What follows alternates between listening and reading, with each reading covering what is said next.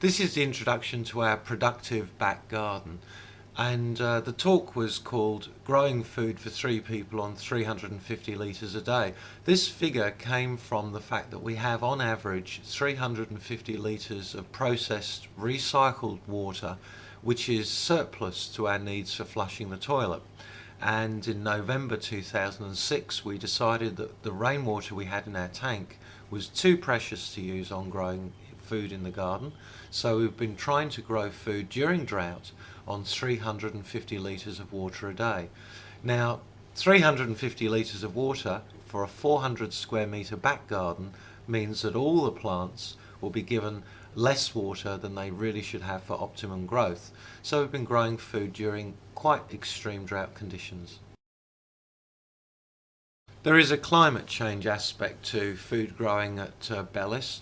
This slide is of Jude and Michelle Fanton, the founders of the Seed Savers Network in Byron Bay.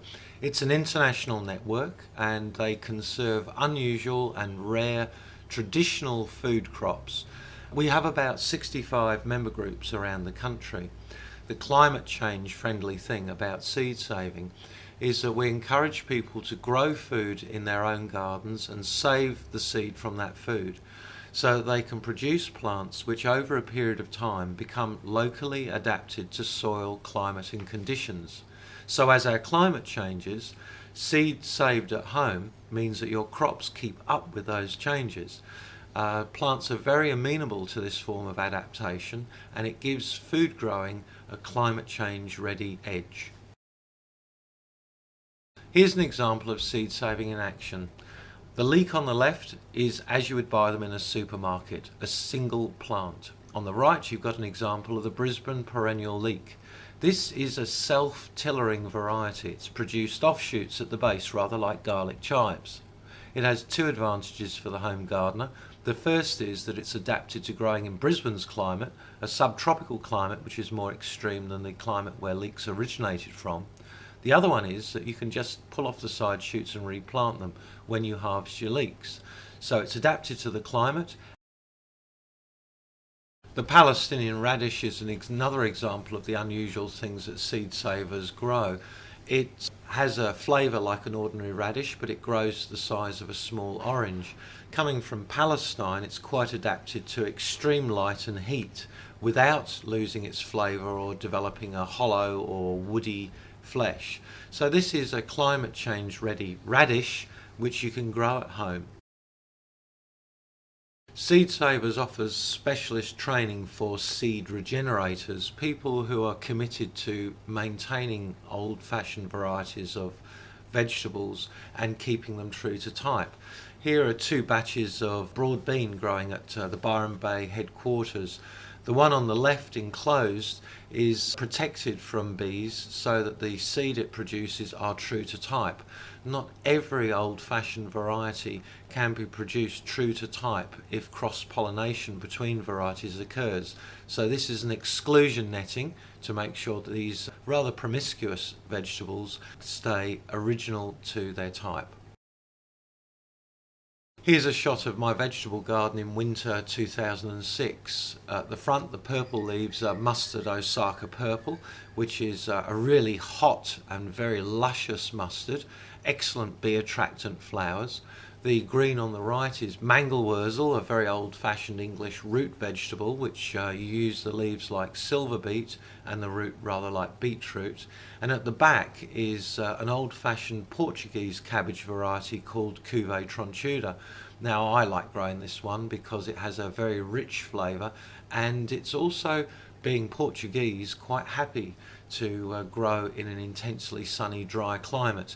It doesn't like frost, so it's perfect for a Brisbane winter. This is Couve tronchuda in flower. It's quite pretty. It could live in a cottage garden.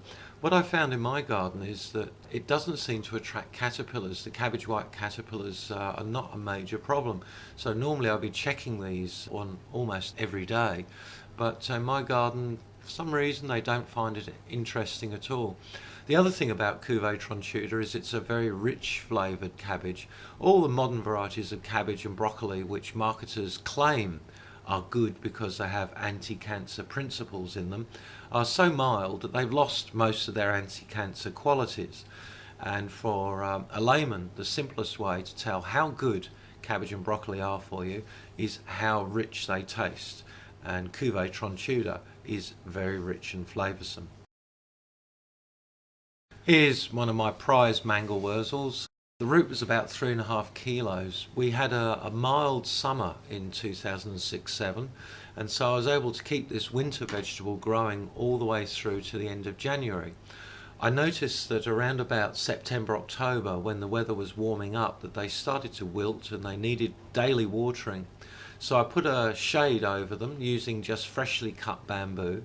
It took them about 4 to 6 weeks to adjust to the heat, but after a while they stopped wilting and they carried on growing with minimal water right the way through until the end of summer. Horizontals, a very old-fashioned plant from South America. It predates maize and it's used for its edible shoots, seeds and leaves. A welcome weed in my garden. It doesn't have the really weedy characteristics of seeding itself everywhere, but it grows on poor soils with very little attention and water. The leaves are like a spinach but richer, and the seeds are very rich in protein and they can be ground up to make flour.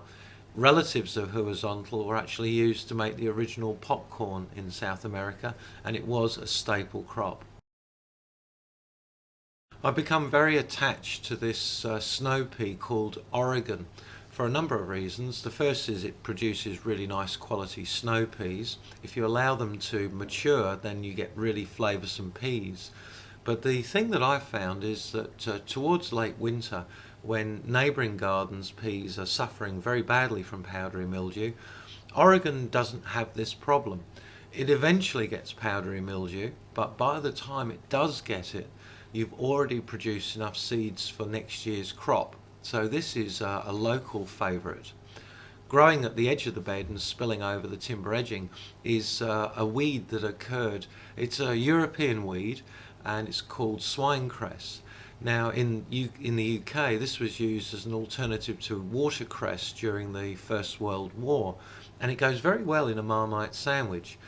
The land where Bellis grows used to be agricultural land, and I'm assuming that this swineCress found its way in through contaminated feedstock, and it's regerminated as a result of the cultivation on the site, and it now acts as a living productive mulch in my vegetable garden during winter. This is a coffee plant from the Royal Botanic Gardens, Sydney, where the first fleet brought in food and vegetables and the first farm was formed. The first commercial coffee crop was grown around Sydney, and they have progeny of what is now known as the first fleet coffee still growing in the Botanic Gardens, and that's where I got the seed from. Coffee makes a very nice house plant. It's a good shrub and it's relatively productive, but of course, like a lot of heritage varieties, this is not commercially available. There isn't an Australian common name for this plant, but it is called Thai beetle in Southeast Asia, Piper sarmentosum, a relative of pepper. I'm growing it as a summer spinach. It's a tropical plant which grows through the forest floor. It is used traditionally as a substitute for spinach, but the roots are also chewed to relieve toothache, and a tea is made to relieve the symptoms of malaria. Very handy in a country like ours as mosquitoes start to spread with climate change.